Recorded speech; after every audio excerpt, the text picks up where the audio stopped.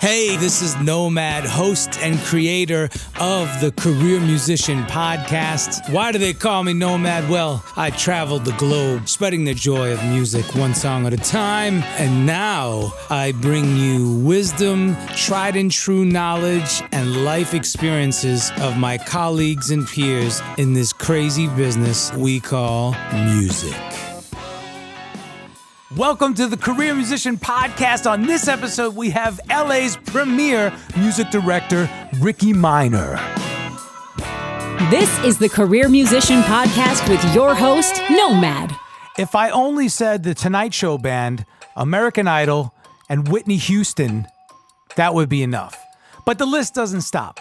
Christina Aguilera, Ray Charles, Alicia Keys, Beyoncé, the Grammys, the NAACP Image Awards, the Super Bowl, the Oscars, the Emmys, Janelle Monáe, Demi Lovato, Keith Urban, Diana Ross, Rihanna, Gwen Stefani, Khalid, Katy Perry, Sting, Stevie Wonder, Ariana Grande, John Legend, Carrie Underwood, Lenny Kravitz, Gladys Knight, Brandi Carlile, Garth Brooks, Logic, Jennifer Hudson, Elton John, Common, Andra Day, Ed Sheeran, Usher, Beyoncé, Adele, and forgive me if I left anybody out. I am grateful to have known Rickey and call him my friend and mentor, and I know that you will appreciate the wisdom he shares in this episode. To see you, Rickey Minor, here in a giant empty rehearsal space, everybody's gone. It's you with your axe, and you're sitting here reading the charts.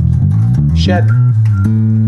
Yeah, so I need to have it under my hand because my brain, like you, my brain is split in so many compartments. So your job is so much bigger than the music itself. But the music that you're doing, that you're working on, that has to be like breathing, like second nature. It needs to just be in your soul. So all the notes, it's the same 12 notes. Nobody's got any new notes. So it's got to get the notes and the music and the spirit of what you're playing in your soul. And then that'll come out. You know, there's so much music to play in such a short time. But while I'm playing, like you, I'm listening to everything and everybody. And so you have to look at the whole picture and say, I'm the quarterback, but I've got to see the field. I've got to see where all the players are. I've got to see what's coming at me. I've got to check the temperature, the weather. And that's the temperature and weather I'm talking about is gauging the energy of the room and your players. And you've got to check where they are. You've got to get them in position, and you've got to trust them and give them the ball to run. Because once it leaves your hand, it's gone. That's it. It's gone. And that ball is in there, man. And you're manning the team. And then you're looking for the owners, the artists, to be happy with the work you're doing and to keep a healthy relationship, which is sometimes challenging because they have pressure that you don't know about. And you have pressure that they don't know about. All they care is that, is it done? Like, did you get it done? Is it where I feel like we can win? That was your opening statement when I walked in the room. It's like, no, and I commented on you practicing. You said, nobody cares, dead or alive, here, gone, right. This, that. All that matters is what's happening right now, and is it getting done? Is it getting done now? For me right now. Yeah. Am I doing my part? So how can I ask anyone to give me their all when I'm not present? When I'm not being on top of mind? I can't ask them to come up to where I am if I'm not up. If I'm not standing tall, then how can I ask them to stand tall if I'm crawling on the ground? So I have to be what I expect. They need to see it. And a lot of times people can do it if they see it. Like if they see that mountain, then they know that it's there to climb. Right. But if you don't clear the brush for them to see, like, it's possible. You can be your best self. You can be the best you every moment. And then what I think it does, at least I've seen, that it goes far past the room. And it becomes a way of life. And that energy and that way of life becomes everyone's energy, helps push this thing up the hill. I'm not pulling. I'm not pushing. I'm not doing anything but trying to be firmly planted so that they understand that if you're firmly planted and I'm firmly planted, then we all have a standing ground. We can all stand tall, knowing that whatever we're doing, it's our best work. And it doesn't have to compare to anyone. It doesn't have to compare to what anyone's done before, after, because this moment is its own. This is its own moment right now. But what like you right here, just said is so deep, because musicians fall into the hell of comparison.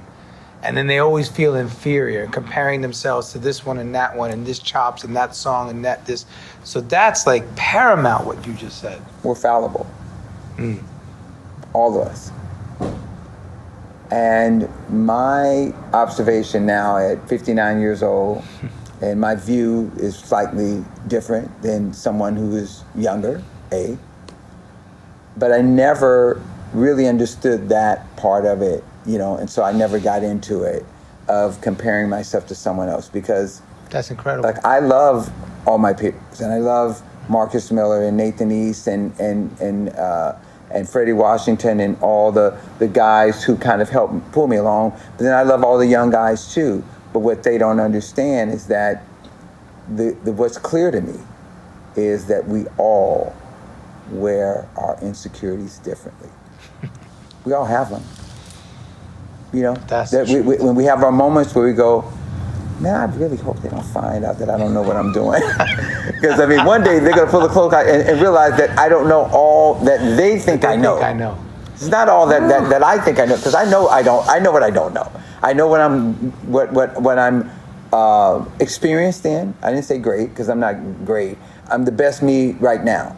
And tomorrow I'll be a better me, and that's what I try to be, a better me. So I'm not great at anything, but I'm the best me all the time. That's what I go for. And then if that's great to you, then good for you. If you think it's great, okay, good. And if you don't think it's great, still good. I'm still here. I'm still going to be the best me. So with removing all comparison and removing the three things that I meditate on daily, and is removing doubt, worry, and fear. Because those are the three things that can literally paralyze you and have you balled up in a corner somewhere weeping like a baby. Immobilized. Yeah. It Truly. does.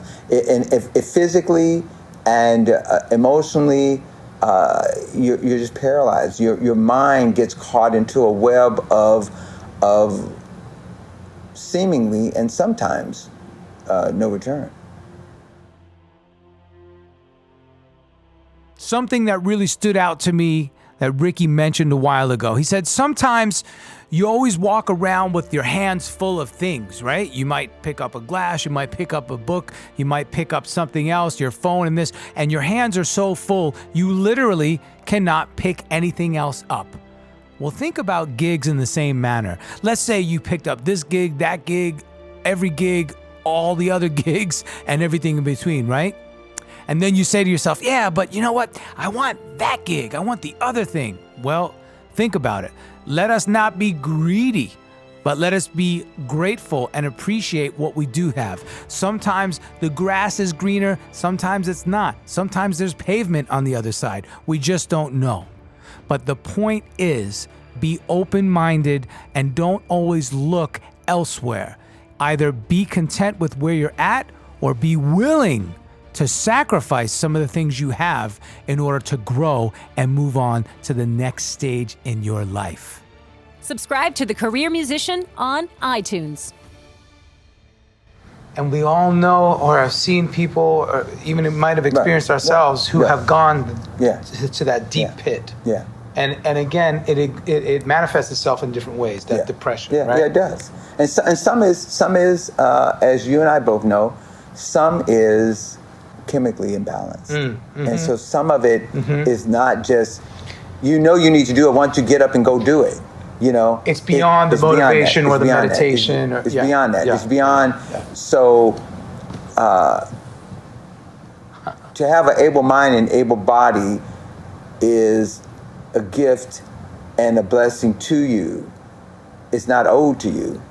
So there are many who can't wake up right now, can't get out of the bed, can't get started. and a lot of those challenges, we as the human race haven't found a way to help these people, and society has just let them go. They're crazy, so you can't help them. I have a younger brother who was in prison 20 years, who's homeless in Long Beach now, and again, I don't know how many rehabs, how many cars, how many visits in jail and in prisons, and buying him food and buying him clothes and getting him a hotel, apartment, these things. And I had to look at what my role is in this journey of my own. And I had this disease to please, and I wanted to make everyone happy, and I thought that it was my role, and especially my family. I was going to fix everybody. And I mean everybody.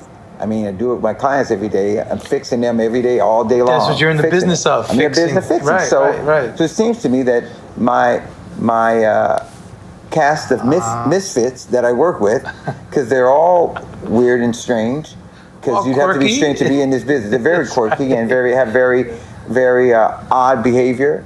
You know, that's all of us, like you said. Yeah, but that's what I'm saying. But that's every single one of us. Yeah. So at any given day, someone could walk in a room and go, "I do strange," you know, or what are they thinking, or what are they even talking about? It's not even making sense. Right. So somehow we all get it. Yeah. So do we cast them away because they're different than us? Right. You know. So again, it all boils down to being your best self, because then you can accept where others are. You know, you have to put yourself in their place. Right. Like, what was I thinking at 18? Some kid comes in and he's half-cocked and thinks he knows it all. I mean, as part of it is you got to know the room. You walk into a room and you start running your mouth like you know everything, or trying to tell someone what to do and not listen. So it's to talk less, listen more.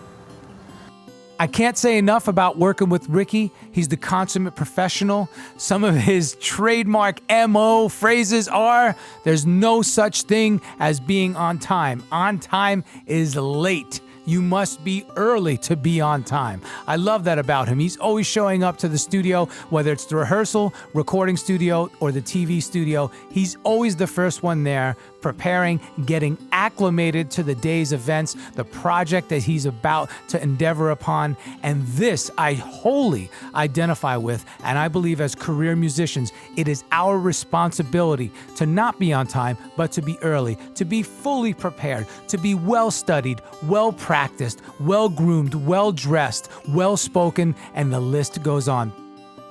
Man, there's a couple things that you've said. I've known you personally since around 2005, I think, when I got the American Idol tour. Right. That's when I actually met you. And there's a couple things that you've always said, and that's one of them. Talk less, listen more, right? Yeah. Eyes and ears wide open, mouth shut. Yeah. The other one is the late routine. If you're on time, you're actually late. Right. You know what I mean? If you're, considered on time is early. Yeah. So those kind of things. Well, like so the guys today, it was like, man, you're early. I said, well, if I'm an hour early, I'm late. See, there you go. If I'm only an hour early, because I need to be settled. If I'm the leader, I can't run in late and with everyone else waiting, because first of all, that's A, bad example. B, if I'm the CEO of a Fortune 500 company and I'm not running it where I'm ahead of the thing, and I'm not thinking ahead, and I'm not laying out, so I'll do this, then I'll go home and I'll go through the myriad of things that need to be done, my to-do list. That's right. And then I'll make all the contact with all the artists and on this show and go through, I'll listen to all the rehearsal and I'll make my notes again. Right. And it's that work that shows up. It's not the playing. It's not the call I make with the musicians, because at this level we all can play. Like any one person could come in if they're at this level and even rise up higher,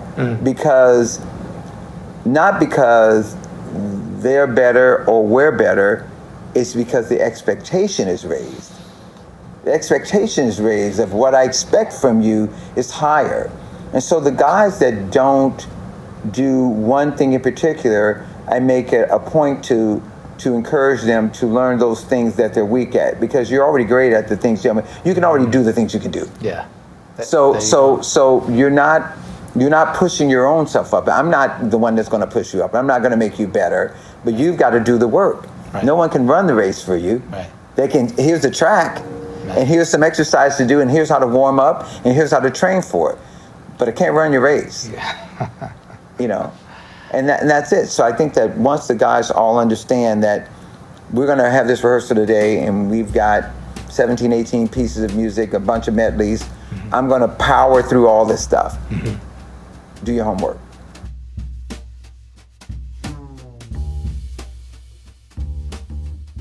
Nomad here with the Career Musician Podcast. Thank you for listening. I wanted to tell you about #AskNomad to ask me any music-related questions, and I will respond usually within 24 to 48 hours. Again, that's #AskNomad.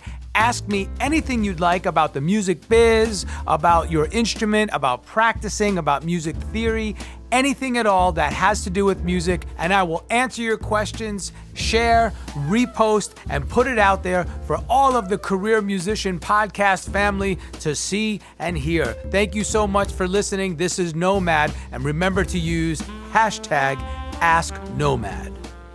Make your voice heard. Leave a review and subscribe at the Career Musician Podcast.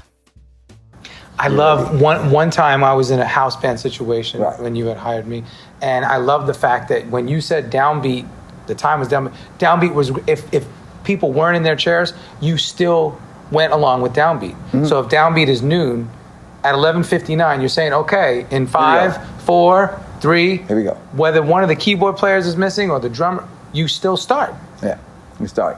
But also, I don't do late, so I think they understand that. I think that you let them know what you expect from them. And when they understand that this is what's expected of you, because this is a real job, because I love to do it doesn't mean it's not a real job, because anything you get paid for, that's a job. So this is a job. Now, if you want to play for fun, then just stay home and play for fun, which is great. And more people should do something creative, because it'll help them, be a little less stressed.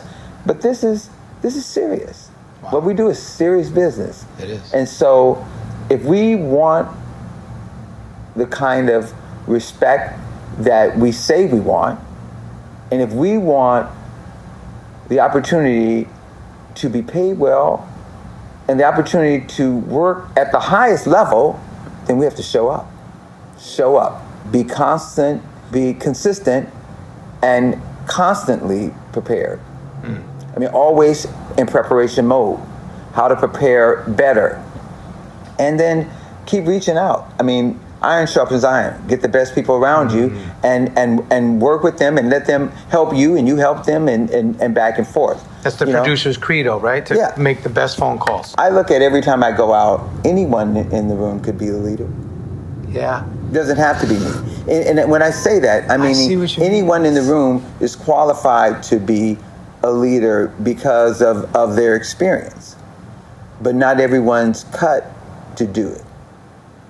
With the preparation, the responsibilities, the multitasking. Yeah, well there's so many variables in there that's multitasking. But the biggest management is the management of personalities. The chemistry. Yeah, that's it. I mean, how do you get the most out of them and drive them, but without belittling them and without being the father or the general or the sergeant? We're all here together, I'm not your mother, not your father. Sorry, I won't be following you and guiding you and telling you and making sure that you got your lunch.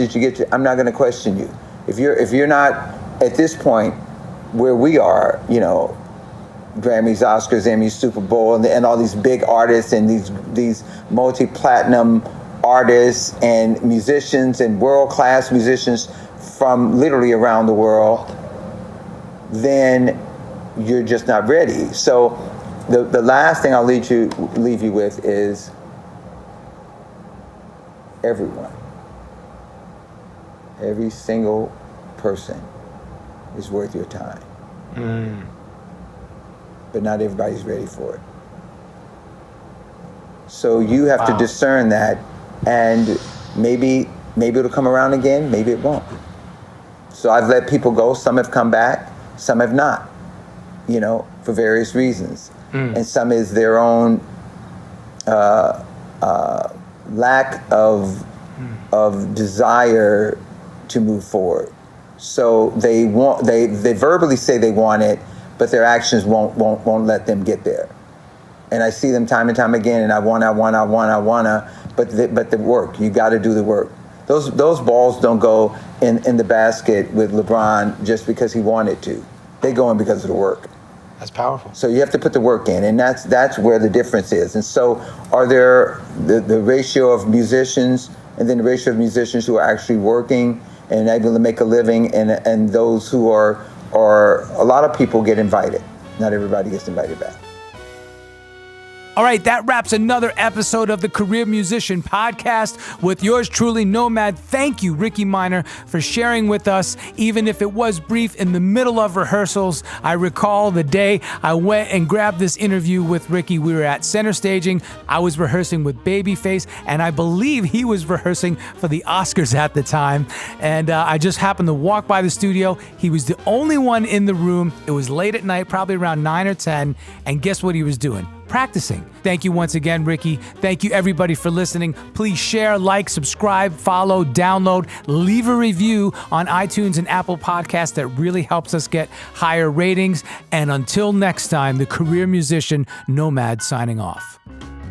Thank you for tuning in to The Career Musician. Please click the subscribe button and share the Career Musician Podcast on your social media feeds.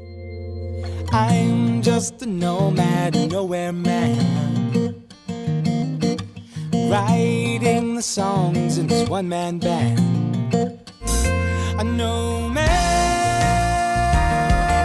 yeah, I'm a nomad.